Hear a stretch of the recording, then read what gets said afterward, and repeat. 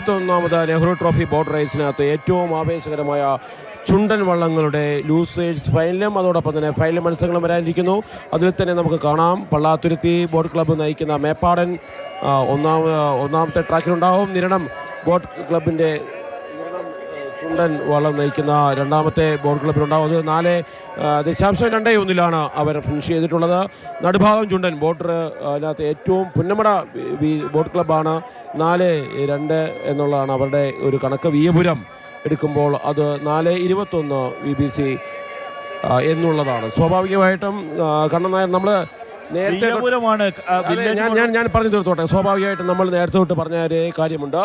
കാരിച്ചാലായിരുന്നു ആദ്യഘട്ടത്തിൽ നമ്മൾ അങ്ങനെ പറഞ്ഞിരുന്നെങ്കിൽ കാരിച്ചാൽ പുറത്തായിരിക്കുന്നു. ലൂസേഴ്സ് ഫൈനലിൽ എവിടെയെങ്കിലും കാരിച്ചാലും മറ്റുള്ളവരും തമ്മിൽ മത്സരിക്കും എന്നുള്ളതാണ്.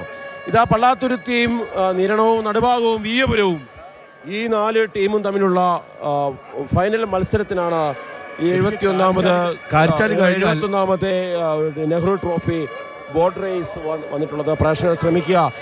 കണ്ണൻ നായർ ആദ്യം മുതലേ പറഞ്ഞിരുന്ന കാരിച്ചാൽ ഫൈനൽ പോലും കാണാതെ പുറത്തു പോയി എന്നുള്ളതാണ്. ഇന്ന് മാത്രമല്ല ഇനിയും കൊല്ലം കോട്ടയം ക്ലബ്ബുകൾ എത്രമാത്രം ചെയ്യും, പുന്നമട ക്ലബ്ബ് എത്രമാത്രം ചെയ്യും എന്നുള്ളതാണ് കാണേണ്ടത്. ഇപ്പോൾ അലക്സാണ്ടർ ചക്രവർത്തി പലതവണ തോറ്റു, പക്ഷെ ഇന്നും അദ്ദേഹം ഒരു ചക്രവർത്തിയാണ്. അതുകൊണ്ട് ചക്രവർത്തി എന്നുള്ള പേര് കാരിച്ചാലിൽ മാറ്റാൻ പറ്റില്ല.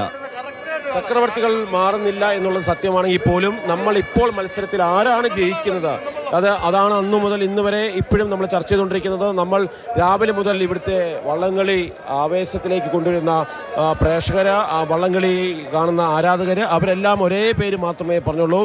ആ പേര് മേപ്പാടം എന്ന ചുണ്ടൻ വള്ളത്തിൻ്റെതായിരുന്നു. അത് പള്ളാത്തുരുത്തി ബോട്ട് ക്ലബ്ബ്. പക്ഷേ അതിനൊരു പ്രശ്നമുണ്ട്. അതായത് ചെറിയ വ്യത്യാസത്തിലാണ് UBC കരികരിയുമായിട്ട് ചെറിയ വ്യത്യാസത്തിലാണ് തലവടി ചുണ്ടനുമായിട്ട് തലവടി പുത്തൻ ചുണ്ടൻ പുതിയ ചുണ്ടനുമായിട്ട് മേപ്പാടൻ എന്ന് പറയുന്ന പുതിയ ചുണ്ടൻ വന്ന ചെറിയ വ്യത്യാസത്തിലാണ്.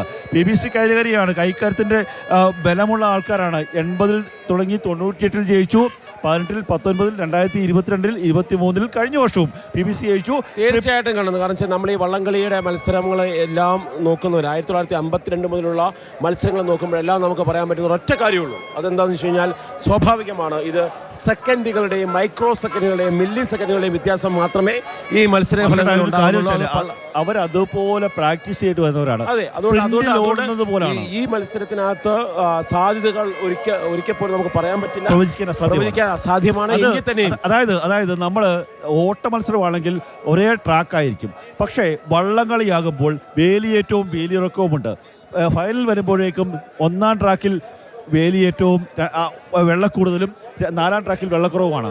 ഞാൻ കണ്ണൻ നായർ പറഞ്ഞതിനോട് യോജിക്കുന്നു. എന്ന് മാത്രമല്ല വള്ളംകളി പ്രേക്ഷകർക്ക് മറ്റൊരു കാര്യം കൂടെ ഉണ്ട്. അതായത് വള്ളംകളി പ്രേക്ഷകർക്ക് വളരെ കൃത്യമായിട്ട് അറിയാവുന്ന ഒരു കാര്യം, ഈ വള്ളംകളിയെ എന്നും കാണുന്ന നമ്മുടെ പ്രേക്ഷകർക്ക് കൃത്യമായിട്ട് അറിയാം ഓരോ ബോട്ട് ക്ലബ്ബും എന്താണ്, അവരുടെ കരുത്ത് എന്താണ്, അവരെങ്ങനെയാണ് മുന്നോട്ട് പോകുന്നത് എന്നുള്ള കാര്യം കൃത്യമായിട്ട് അറിയാം.